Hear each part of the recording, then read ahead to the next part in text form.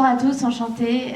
Je m'appelle Claire Van Voort, je fais des refontes depuis bientôt 5 ans, j'en suis à une dizaine de refontes, donc j'étais ravie quand j'ai su que c'était le thème de cette soirée, parce que c'est assez rare d'avoir des soirées orientées refonte. Finalement, soirée prototypage, soirée lancement de produits, soirée low-code, c'est des choses qu'on va entendre assez régulièrement. Et pourtant, la plupart des produits sur lesquels on va travailler sont des produits qui existent depuis plusieurs années. Donc juste tout ça pour dire que je suis ravie d'être là. Je suis à la fois freelance et CPO dans une start-up qui est à Lyon et à Paris d'ailleurs. Ma question aujourd'hui, c'était de voir avec vous comment on va prendre un logiciel qui est un héritage, une dette, et la transformer en valeur. Et du coup, comment on va accompagner ces refontes et ces modernisations justement de logiciels pour faire plus que juste moderniser. Est-ce que vous avez déjà vécu des refontes à plusieurs millions qui finissent en naufrage? Je vois beaucoup de rires. Malheureusement, les refontes coûtent souvent quelques millions d'euros et vous n'êtes pas du tout seul à le faire. D'ailleurs, dans la salle, qui a déjà fait des refontes? Grand classique, donc quasiment tout le monde. Qui a déjà planté sa refonte? Ah, il y en a qui hésitent, je pense que vous n'êtes pas totalement tous honnêtes. Il y a une étude qui avait été faite il y a un moment, en 2010, qui disait qu'il y avait presque 50% des refontes qui s'arrêtaient, donc qui plantaient vraiment complètement, c'est-à-dire qu'on ne va pas jusqu'au bout de la refonte. Ce à quoi il faut rajouter 30 à 40% de refontes qui vont au bout, mais en éclatant soit le budget, soit les deadlines, soit en n'atteignant pas leurs objectifs business. Ce que je compterais aussi dans planter sa refonte. Ce qui fait un très petit taux de refonte qui finissent par arriver dans les temps. Ouais. Moi, je voudrais savoir le pourcentage de projets qui ne sont pas des refontes et qui plantent pareil dans les budgets ou les délais. Parce qu'en fait, un projet, ça marche aussi. Donc, je voudrais bien avoir la différence entre les projets de refonte qui plantent et les projets qui plantent. On se rapproche. De mémoire, c'est quand même 30% de succès sur un projet classique. La grosse différence, ça va être que sur la refonte, comme il y a de la dette, on rajoute une grosse incertitude quand la dette n'est pas maîtrisée en interne. Souvent, pour moi, il y a un sujet sur... Il y a un seul budget dans une boîte, mais on va retrouver deux conversations en parallèle. Parce que côté CTO, on va parler de... on ne peut pas continuer à bricoler, ça va péter. La dette, elle va nous couler si on continue comme ça. Non mais vraiment, les gars, plus personne ne maîtrise ce code. Donc là, on ne peut plus avancer. Et en face, on retrouve des questions qui sont, je trouve, tout à fait légitimes sur, mais au fait, elle est censée finir quand, la refonte? Et moi, la nouveauté que me demande un client, quand est-ce que je vais pouvoir la faire passer? Et est-ce qu'elle est obligatoire, la refonte? Est-ce que, par hasard, ça fait 2-3 ans qu'on attend? Est-ce qu'on pourrait attendre encore 6 mois, 1 an de plus? À quel point on peut plus s'en passer? Et c'est quoi le coût final? Et pour quel ROI? Effectivement, est-ce qu'on modernise pour moderniser ou est-ce qu'on va aller chercher quelque chose derrière? Et c'est pas des réponses qu'ils ont systématiquement. Donc déjà, il y a une première question qui est comment je fais pour que cette refonte soit vue comme un projet stratégique et pas comme juste un gouffre financier. Et ça, c'est parce qu'on oublie que les refontes, c'est des sujets hyper politiques. C'est pas du tout des sujets techniques où on peut se dire ok, je vais mettre mon lead tech dessus, il va réfléchir à la nouvelle archi et on est parti. C'est des sujets, on a dit souvent, beaucoup on dit à plusieurs millions d'euros. Donc évidemment, comme n'importe quel projet d'envergure, c'est des sujets qui se justifient, qui se négocient et sur lesquels on attend un certain ROI final. Moi, ce que je voulais vous présenter aujourd'hui, c'est que du coup, à force de faire des refontes, je me suis dit ok, comment je modélise les accompagnements que je fais sur les refontes. Et comment je sors de la fondation qui est, je vais cartographier la dette tech, ce que la plupart des gens font quand même quand ils font une refonte, pour se dire au fur et à mesure, ok, il me faut un langage commun entre ma dette et la valeur. Il va me falloir définir une ambition pour ne pas se rater sa refonte, pour reprendre le premier talk. Moi j'aime bien dire, ok, il faut se poser la question de quels sont nos scénarios. Est-ce qu'on peut avoir 3, par exemple, scénarios de refonte différents qui nous permettent d'aller discuter avec un leadcom de on a 3 options pour mener à bien cette refonte. Chacune a ses avantages et ses inconvénients. Venez, on co-construit ensemble la refonte et on se met d'accord sur la stratégie et la roadmap de refonte. Et à la fin, il y a un petit ajout justement du lean sur tout ce qui est 80 plus alpha. Et donc c'est comment est-ce que je vais moderniser sans faire un effet tunnel et comment je vais réussir à équilibrer les 80% de stabilité où je vais récupérer les fonctionnalités attendues par mes clients et rajouter une petite touche d'innovation. Et ça, si possible, au fur et à mesure de la refonte. J'ai beaucoup travaillé aussi avec du Lean, où j'aime bien sur cette partie cartographier la dette tech. Je ne vais pas rentrer sur comment cartographier la dette, il y a beaucoup de logiciels et il y a beaucoup de lead dev qui en parlent beaucoup mieux que moi. Mais j'aime bien rappeler que quand on comprend comment les choses fonctionnent, tout ce qu'on fait est plus juste. Et donc juste pour dire, là je vais parler de stratégie de refonte, et du coup plutôt avec une casquette product management, product strategy. Ne négligez pas la base de la base, qui est la cartographie, la dette tech, à travailler évidemment avec les équipes techniques. Le premier outil que j'utilise sur créer ce pont entre les équipes plutôt techniques et le reste de l'entreprise, c'est une matrice assez simple, où je vais prendre les différents modules du logiciel, le niveau de dette, et je vais le coupler à de la valeur. Et donc on va commencer à avoir un premier niveau de discussion sur voilà où est concentrée la plupart de notre dette, et en fonction de ça, comment est-ce qu'on le mappe avec la valeur client? Parce qu'on peut avoir des bouts qui sont extrêmement endettés, mais qui sont historiques ou qui apportent assez peu de valeur. Souvent c'est le cas des logins, des droits d'accès, ce genre de choses, où on veut que ça fonctionne, mais on n'est pas sur de la valeur révolutionnaire côté client, c'est la base du logiciel. Et donc quand on va remplir cette matrice, on va commencer à se dire ensemble, ok, où on en est en termes de dette, où on en est en termes de valeur. Typiquement, premier atelier, première co-construction avec des équipes tech et le reste de la boîte. Puisque chacun va être plus ou moins responsable d'un axe, et donc on va pouvoir commencer à s'aligner déjà sur, on doit faire une refonte, où on est notre logiciel sur ces deux pans.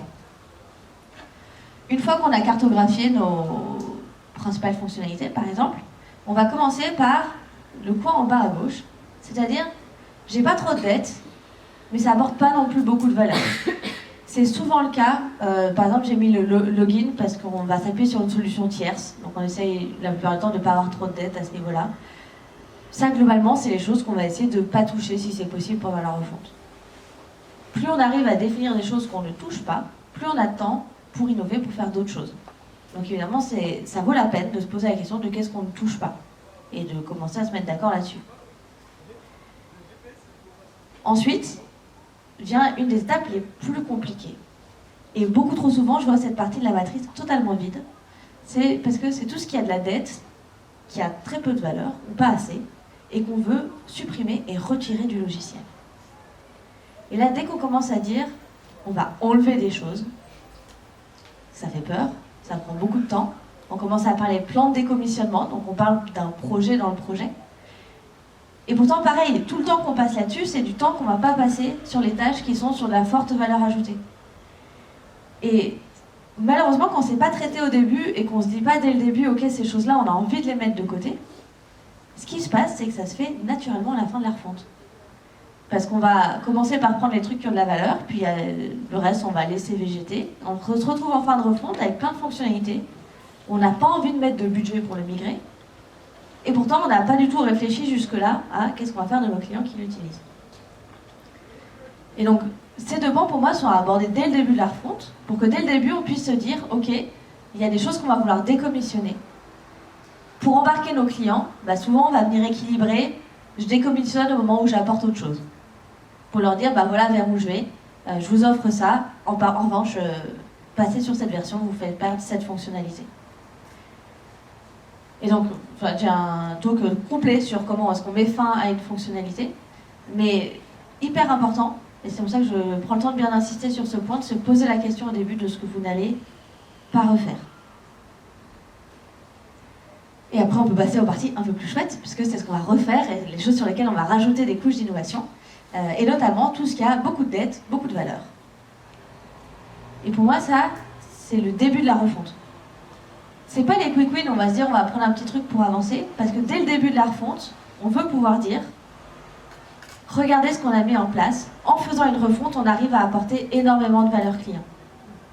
Et donc le choix de ce début de refonte et de cette première brique, souvent c'est une des fonctionnalités qui sont dans ce cadre-là. On va pouvoir à la fois apprendre sur le paiement de la dette, apprendre à maîtriser les nouvelles technos, apprendre à maîtriser ce qu'on veut faire, tout en apportant de la valeur. Et donc j'ai envie de dire c'est un début de refonte. Si ça prend légèrement plus de temps que prévu, ce qui est souvent le cas, comme on a apporté énormément de valeur, on ne perd pas trop nos partenaires en chemin.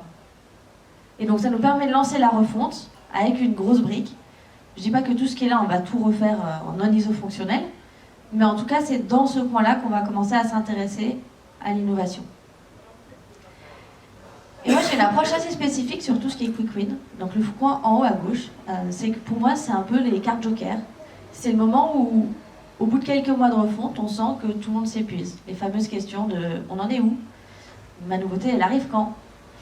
On prend du retard là sur la refonte. » Là, c'est le moment où on est content d'avoir regardé les quick wins pour dire « ah non, mais t'inquiète, parce que le prochain mois, le prochain trimestre, il y a tel truc qu'on peut sortir assez rapidement. » Et donc, c'est nos cartes bonus qu'on va utiliser à ce moment-là, au moment où ça s'essouffle. Et donc, ne cramez pas trop vite vos bonus au tout début de la refonte en vous disant, dès le début, on va y aller plein gaz et on va montrer que ça avance. Parce que sinon, quand vous serez dans le dur, vous en aurez plus. Donc moi, mon approche, c'est de dire, voilà, on commence par choisir un gros morceau qui apporte de la valeur et on garde les cartes bonus dans la poche, notamment quand on décommissionne. Maintenant qu'on s'est dit ça, quand on prend tout ce qu'il y a dans ce cadre en haut à droite, vraie question de qu'est-ce qu'on refait pareil et sur quoi on innove. On a rarement le temps d'innover sur tout. J'utilise souvent un modèle, c'est le modèle JEM de Gibson Biddle, qui permet de dire, ok, il y a une raison de gagner, il y a une raison pour laquelle on fait la refonte, et c'est ça qui va nous aider à faire nos choix plus tard de ça on innove ou ça on innove pas. C'est un framework qui en plus fonctionne hyper bien avec les COMEX ou les directeurs. J'ai déjà bossé régulièrement avec parce que c'est très proche d'un choix de stratégie de boîte. Parce que les trois options, c'est soit je vais aller chercher de la rentabilité et donc je vais garder tout ce qui augmente ma marge. Soit je vais aller chercher des nouveaux marchés, des nouveaux segments et donc je vais aller sur des fonctionnalités, par exemple des nouvelles langues, des nouveaux partenariats ou des nouveaux canaux d'acquisition. En tout cas, aller vers quelque chose qui me permet d'augmenter ma taille de marché. Soit je vais travailler sur l'expérience client et sur tout ce qui est NPS, NRR, self-service. NRR, c'est tout ce qui est revenu récurrent et si possible upsell et cross-sell. Donc vraiment, quand je suis dans un compte, comment je fais pour garder ce compte et le faire grossir. J'ai beaucoup trop de product managers qui choisissent l'option 3. Parce que j'ai envie de dire 100%, on va dire 99% des dirigeants avec lesquels je bosse choisissent les options 1 ou 2. Sauf si le NPS est vraiment catastrophique. Tout simplement parce qu'on peut vendre à n'importe quel investisseur qu'on va aller chercher de la rentabilité et de l'expansion marché. Investisseur étant soit pour une start-up un VC, soit pour un grand groupe, juste la direction au-dessus. C'est beaucoup plus difficile de vendre l'expérience client, sauf si pour une raison miraculeuse, c'est le produit phare de la boîte et que l'expérience client est tellement dégradée au fur et à mesure des années que c'est là-dessus qu'il faut mettre le paquet. Mais vraiment, je l'ai très très peu vu. Et donc choisissez bien votre thèse, en sachant que la troisième, surtout pour un projet de refonte à plusieurs millions, n'est souvent pas suffisante pour arriver à lancer sa refonte. Et on ne peut pas tout faire. Donc si vous essayez de faire une refonte qui fait tout, globalement, on dit souvent, ça échoue partout. Parce que vous allez pouvoir montrer des petits bouts à droite à gauche, mais vous n'irez pas jusqu'au bout de la thèse de dire, bah si, regarde, en termes de marge, voilà ce qu'on a réussi à gagner.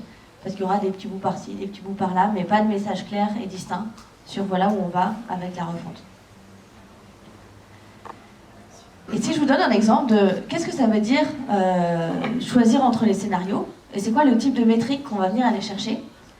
Donc je vous ai découpé les trois scénarios en termes de fonctionnalité, KPI Tech, KPI Business et Impact PNL, donc Profit and Losses, qui est vraiment le truc que va regarder un financier, le CFO sur...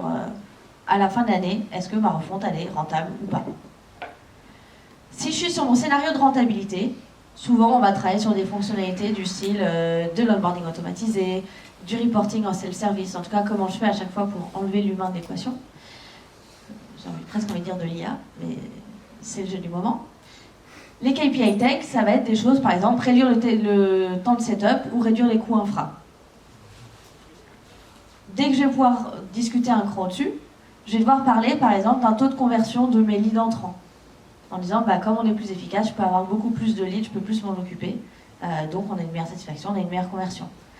Ou je peux parler du payback, donc le temps qu'il me faut pour rentabiliser un client, rentabiliser mes coûts d'acquisition. C'est exactement la même chose que le temps de setup qui diminue, parce que moins de temps de setup égale ça me coûte moins cher, égale ce sera plus facile de rentabiliser ce client. Juste formulé légèrement différent. Et si on parle du coup vraiment en PNL, là on va parler en point de marge et en coût opérationnel. Vraiment on chiffre cette refonte. Quand on est sur du marché, déjà on part sur d'autres types de fonctionnalités. Donc peut-être que j'ai beaucoup plus travaillé sur la facturation, les intégrations avec des partenaires, et c'est là-dessus que je vais être non ISO. Les KPI ne sont pas les mêmes, donc là on peut parler par exemple de coverage d'API et de traduction. Et à chaque fois, je redécline en KPI business, qui vont être avec combien de partenaires je vais m'intégrer, combien de pays je vais ouvrir. Et à nouveau le PNL sur des nouveaux partenaires, ça veut dire beaucoup plus d'ARR, et ma taille de marché va augmenter. Et vous comprenez la logique, un peu pareil du coup pour la satisfaction, pas les mêmes fonctionnalités. Souvent on va calculer du NPS, et on peut quand même arriver à du business PNL en parlant de l'argent gagné en expansion par exemple. Il y a tant de comptes dans lesquels j'ai réussi à faire grossir la facture, parce que j'ai amélioré la satisfaction client. Ça peut aussi de temps en temps être aussi du coût de support. 2 exemples pour rentrer dans le concret de refonte que j'ai pu voir, avec 2 thèses différentes, et du coup ce que ça a donné finalement. Le premier, c'est dans un grand compte, on devait faire, c'est de l'interfaçage. Donc en fait, je suis sur une boîte qui a des serveurs on-premise. Donc dès que j'ai un nouveau client, je dois déployer l'intégralité du logiciel sur un serveur ultra sécurisé. Je vous laisse imaginer le coût, le temps que ça prend, le temps humain, etc., d'arriver à ce niveau-là de sécurité. Beaucoup de support, peu d'agilité, et donc un problème de go-to-market, puisqu'on est limité dans le nombre de clients qu'on peut onboarder, au vu du coût d'onboarding d'un client. Leur objectif, c'était la rentabilité, c'était comment je fais pour être plus rentable sur toutes ces onboarding clients à chaque fois. Et la refonte stratégique qui a été choisie, c'est de dire, en fait, on va garder notre cœur sur un serveur ultra sécurisé, parce que c'est nécessaire pour notre business. En revanche, il y a toute une partie qui va passer en mode SaaS, qui est toute la partie accueil, setup du compte. Donc tout le setup se fait sur un SaaS, et il y a juste un moment, une connexion sur, ok, je récupère tout ce setup, et je fais mon setup serveur, mais tout le début a été testé sur du SaaS, et du coup, c'est beaucoup plus rapide, ça coûte beaucoup moins cher. Ça a permis de réduire le temps de setup, d'augmenter le nombre de leads inbound, parce que du coup, grâce à cette plateforme d'accueil, on pouvait avoir plein de clients qui s'amusaient à commencer à faire leur calendrier, faire leur setup. Et une fois que le client a passé une semaine sur votre plateforme, à tester un setup globalement, il n'a pas envie de refaire pareil sur la plateforme du voisin. Et un gros marché potentiel, puisqu'on a pu à la fois onboarder plus de clients par mois et aller adresser un marché ETI qui était jusque-là inaccessible à cause du coût d'entrée. Les choix stratégiques qui ont été faits, c'était de garder le cœur du serveur on-premise. Donc ça, c'est un gros choix sur ce qui était ISO-fonctionnel, puisque l'idée initiale était de dire on va passer en full SaaS et on va voir ce que ça donne. Du full SaaS ultra sécurisé, c'est très compliqué. On a supprimé des fonctionnalités. Par exemple, tout ce qui était droit avancé de mise à jour. On a dit non, en fait, maintenant il y a la partie SaaS sur lesquelles les gens jouent, et sur le serveur, c'est pas grave s'il y en a des droits hyper simples, parce qu'il y a beaucoup moins de gens qui vont accéder à ce serveur ultra sécurisé. Et on a pu, en termes de tout ce qui va être innovation ou le plus alpha, se dire je rajoute beaucoup plus d'onboarding automatisé, beaucoup de statistiques précalculées avec de l'algorithmie pour aider justement au setup du compte. Et donc là, c'est assez un exemple d'à quoi ça peut ressembler une refonte orientée rentabilité et quel choix on va aller faire pour atteindre cette thèse et cet objectif. Deuxième exemple de refonte, boîte complètement différente, petite PME qui fait de la compta, qui fait en fait l'équivalence, ceux qui connaissent HubSpot ou Salesforce, donc c'est tout ce qui est suivi de lead, un CRM, qui se prend la vague de l'IA en pleine tête, parce qu'ils étaient sur une vieille techno, qui est dépréciée depuis un moment, des bases NoSQL, et en fait les gros Américains rachètent des IA. Donc il commence à avoir Microsoft qui met des billes dans OpenAI, etc. Et donc eux se disent, ok, mon marché, il va disparaître dans 5 ans. Et donc la refonte, ça doit être maintenant. Et donc la grosse thèse, c'est, en termes de marché, comment je fais pour exister dans 5 ans. Et pareil, refonte hyper ciblée, où on s'est dit, notre objectif numéro 1, c'est de pouvoir avoir une stack data compatible avec des algorithmes, on va dire en règle générale, LLM ou autres. Tant qu'à faire, si on fait cette stack, ça veut dire qu'il faut qu'on travaille nos API. Donc on va faire des API partenaires qui vont nous permettre d'avoir plus de revendeurs, d'avoir plus d'intégrations qui pourront être payantes demain. Donc les gros KPI, ça a été du coup d'infrastructure, parce que du coup, nouvelle technologie, nouveau type de déploiement, on a réussi à baisser les coûts serveurs. un impact sur le client finalement, un impact de rétention client, parce que avec cet ajout de couche IA, de temps en temps, ça peut être légèrement plus cher au renouvellement, donc ça permet d'augmenter le panier moyen par client. Et une énorme ouverture du CA potentiel avec les partenaires. Alors c'est pas que le CA de la boîte, c'est aussi le CA que fait le partenaire lors du setup. Mais du coup, ça fait beaucoup d'argent engrangé dans l'écosystème proche de l'entreprise. Et les gros choix difficiles, c'est qu'on a décidé de garder ISO, tout ce qui est la facturation, les offres, et malheureusement aussi la plupart du design de la plateforme. Parce que c'était pas beau, mais ça fonctionnait.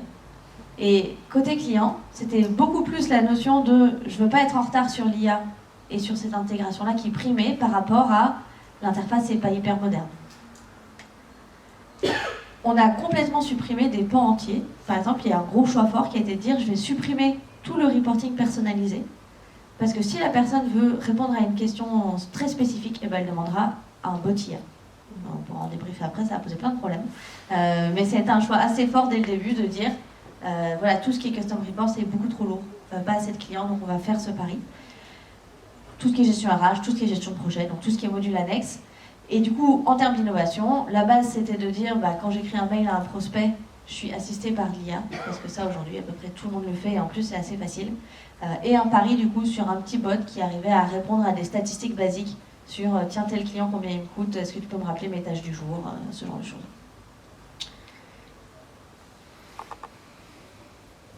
Et la dernière chose, c'est ce qui a été assez clé sur ces refontes à chaque fois, c'était d'arriver à livrer en continu et d'arriver à livrer un pari à la fois. Donc là, on est tout en haut de la pyramide, où on se dit, ok, une fois que j'ai fini ma refonte, comment je travaille ce go-to-market, l'envoi aux clients et l'embarquement des clients dans cette refonte.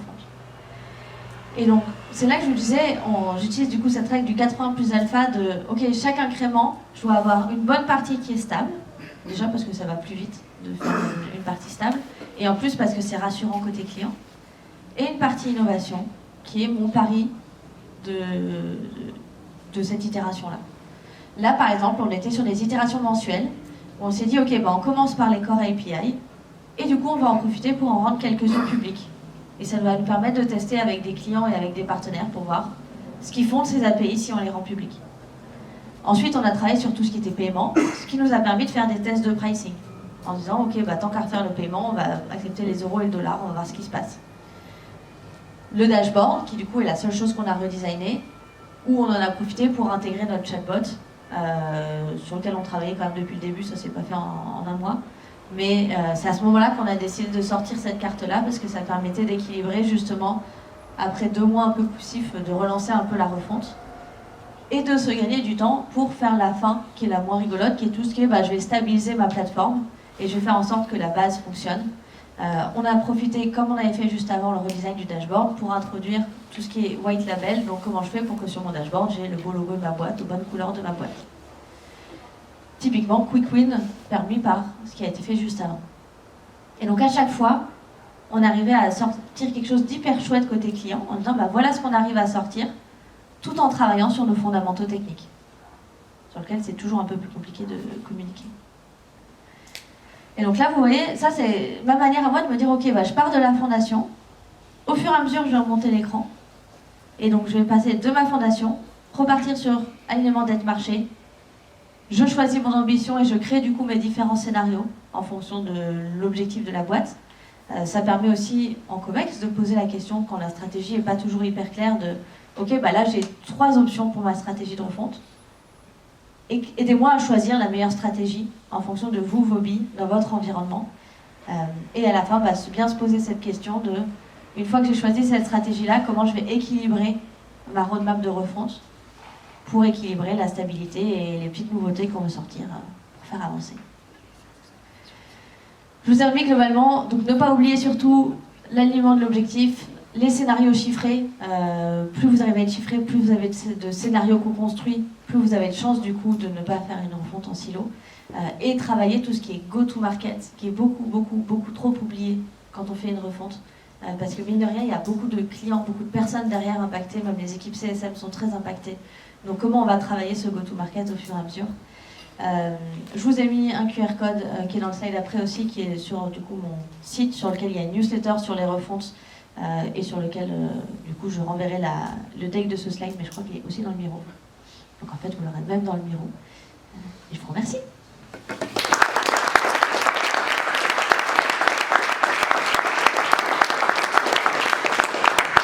Est-ce que vous avez des questions? Ouais. J'ai une question sur justement la classification avec valeur, de valeur justement de fonctionnalité.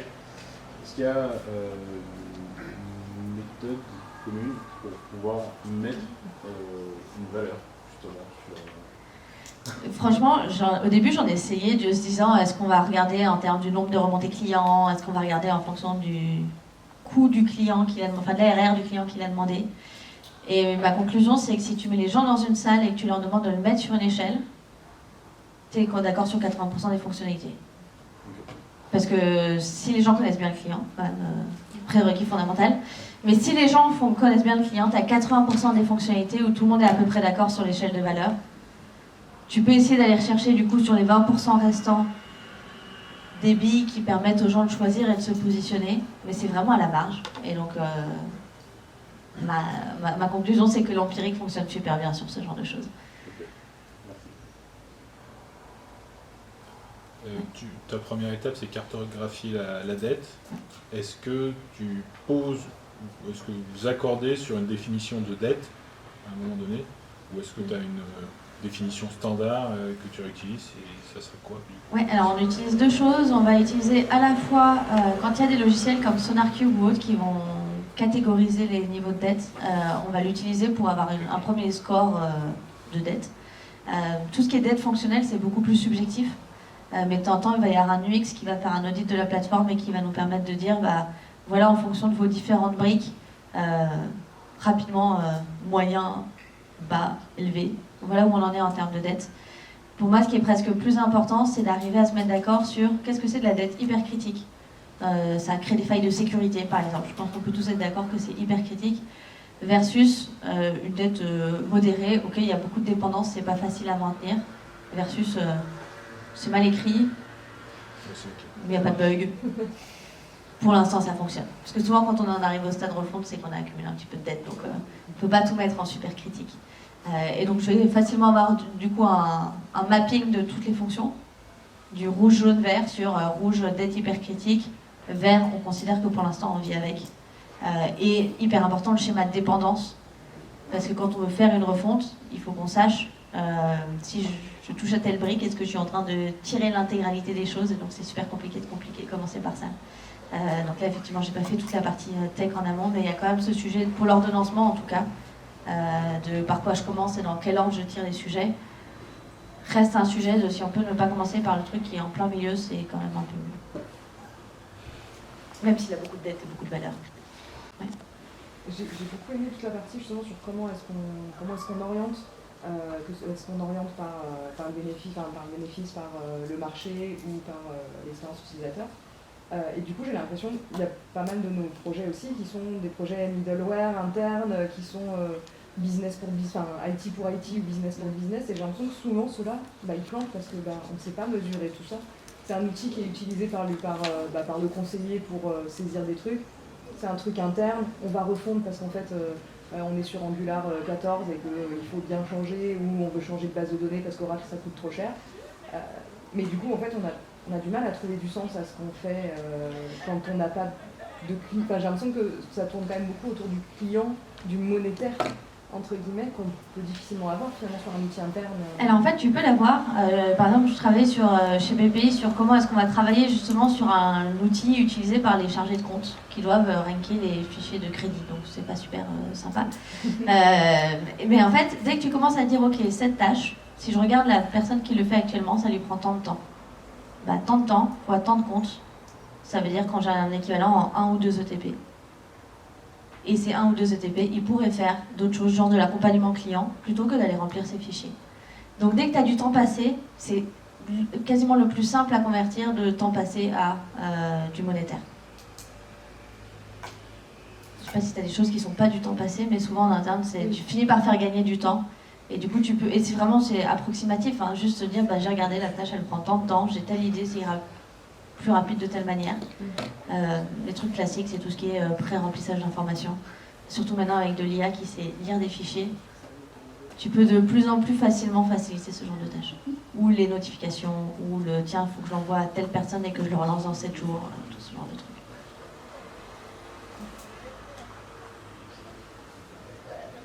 Ouais. Tu nous as parlé de plusieurs phases finalement qui font intervenir pas mal, enfin j'imagine pas mal de profils différents.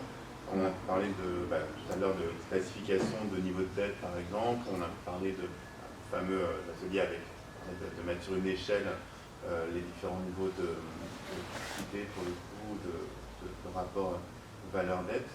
On a parlé un petit peu de stratégie aussi par moment, parce que c'est une décision de la société. Il y a des moments où on parle d'expertise aussi, puisqu'il faut être capable de qualifier le niveau de dette d'un point de vue technique ou fonctionnel. Moi j'ai du mal je suis assez curieux, à savoir quels sont les différents profils finalement avec lesquels tu interviens tout au long de ce process-là, et comment est-ce que tu arrives à les agencer finalement, à les faire intervenir à tel ou tel moment de ce process. Alors souvent, moi je triche un peu parce que du coup en tant que freelance, je rentre au niveau COMEX, ce qui facilite beaucoup de décisions, puisque je peux très rapidement dire, en fait il va me falloir une personne de chaque département, et le choix des scénarios va se faire en COMEX. Donc moi mon objectif c'est de faire travailler tout le monde autour de scénarios, où en COMEX on va vous dire, voilà 3 tests de refonte. C'est 3 choix stratégiques, donc c'est au niveau du COMEX que ça va être tranché, parce que de toute façon c'est au niveau du COMEX que va être débloqué ce budget de refonte.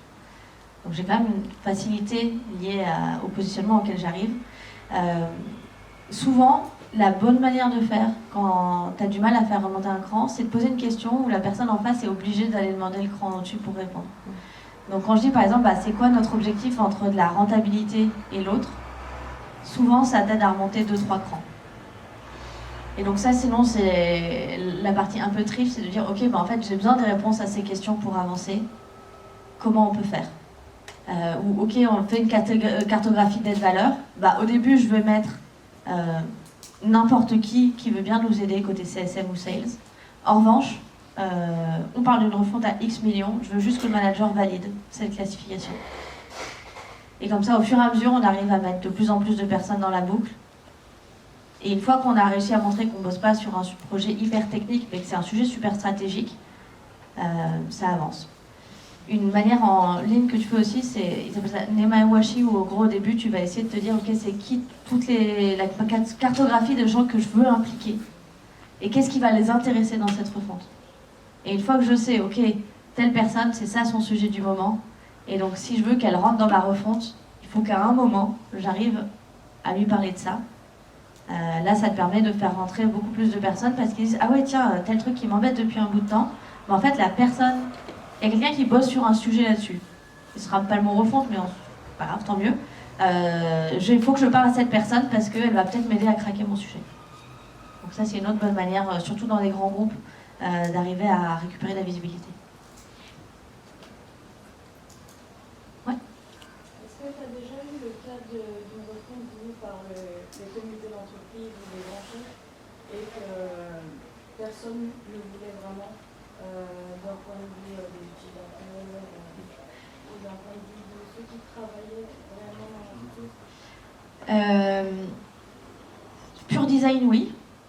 Parce que c'est assez classique de dire ok, je vais faire un rebranding, donc du coup ça va se passer comme ça et on va faire le rebranding. Souvent quand même pour un changement technique, c'est qu'il y a au moins une bonne partie de la tech qui pousse. Ça ne veut pas dire que tout le monde pousse, donc je peux très bien dire ouais, j'ai tous mes utilisateurs finaux qui eux veulent pas que ça bouge. Et c'est souvent le cas, tu dis aux gens ça va bouger, moi je dis souvent ne communiquez pas en disant on va faire une refonte les 3 prochaines années. Ça c'est comment faire peur à tous les utilisateurs qui disent ok pendant 3 ans il va rien se passer du tout et ils vont tout casser au fur et à mesure. Donc les utilisateurs je le traite un peu différemment. En revanche en interne souvent il y a au moins la tech qui est moteur, sauf c'est un sujet poussé par le rebranding. Mais dans ce cas là de la même manière peut se poser la question de tant qu'à retravailler l'image de marque. Pourquoi on retravaille l'image de marque? Est-ce qu'on change de cible? Est-ce qu'on va aller chercher autre chose? Est-ce qu'on veut adresser des nouveaux usages? Et donc, reprenons la refonte avec cet angle-là. Je ne sais pas si ça répond à ta question ou si c'était un autre cas, mais... Tu parlais tout à l'heure du sujet IA. Ouais. C'est-à-dire, j'y reviendrai peut-être, sur ton cas de CMS. Ouais, c'est toujours pareil. En gros, l'IA fonctionne super bien comme un outil, comme un stagiaire à qui on donne une tâche hyper définie. Donc l'IA qui écrit des emails, à qui je dis bah voilà ce que c'est un bon email et voilà ce que tu dois aller chercher comme information et je veux que mon ton il soit correct. Bah, on sait que les LLM ils sont extrêmement bons là-dedans. L'IA à qui on commence à dire bah écoute j'aimerais bien savoir quel est mon chiffre d'affaires sur ce client. Déjà si on n'a pas précisé si on voulait le chiffre d'affaires de cette année ou le chiffre d'affaires total, s'il fallait qu'il compte les devis acceptés ou pas, si j'ai des devis en attente. Si en fait tel client il a 3 BU, mais moi dans ma tête quand j'appelle Airbus, je parle de Airbus Group et pas de Airbus les sous-filiales. En fait il y a plein de petites choses qui font que dès qu'on va commencer à aller poser ce genre de questions, les réponses sont plus ou moins farfelues selon le niveau. Et donc le problème qu'on a eu avec ce petit bot, c'est que sur des questions contraintes, où on lui avait appris à quoi ressemblaient les bases de données, ça fonctionnait assez bien. Dès qu'on laissait l'utilisateur sur un coin de table poser une question sans formuler son besoin, c'était un massacre. Enfin, c'est toujours pareil, après c'est une question de données, de bien poser sa question et de bien la formuler, mais s'attendre à ce que tous les utilisateurs formulent correctement la question, surtout à un bot, c'était optimiste. Et sinon, l'IA peut être utilisée, surtout pas s'il vous plaît, pour faire vos stratégies de refonte. En revanche, hyper efficace sur tout ce qui va être, je veux réécrire à l'identique ce type de code, juste parce que, par exemple, je fais un transfert de AngularJS à Angular, et ça fonctionne, c'est ok, c'est juste que je suis sur une techno qui est dépréciée. Là, on va pouvoir avoir une aide de l'IA beaucoup plus logique. Dès qu'on commence à se dire, bah, en fait, on veut enlever des choses ou autre, l'IA n'est pas une bonne déciseuse. Et ben merci, je crois qu'on va prendre la suite des questions autour d'un verre.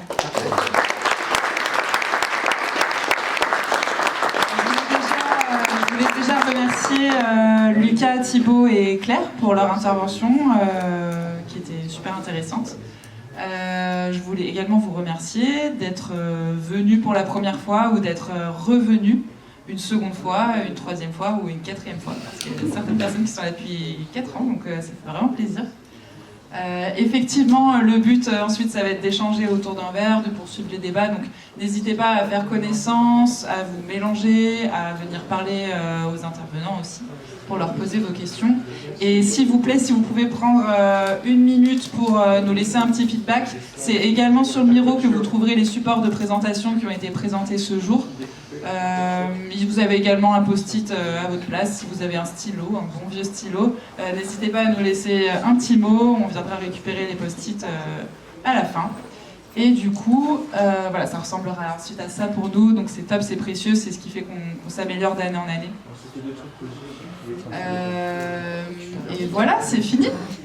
Maintenant, on peut aller faire connaissance autour d'un verre et d'un petit four. C'est la meilleure partie. Merci à tous et à tout de suite de l'autre côté.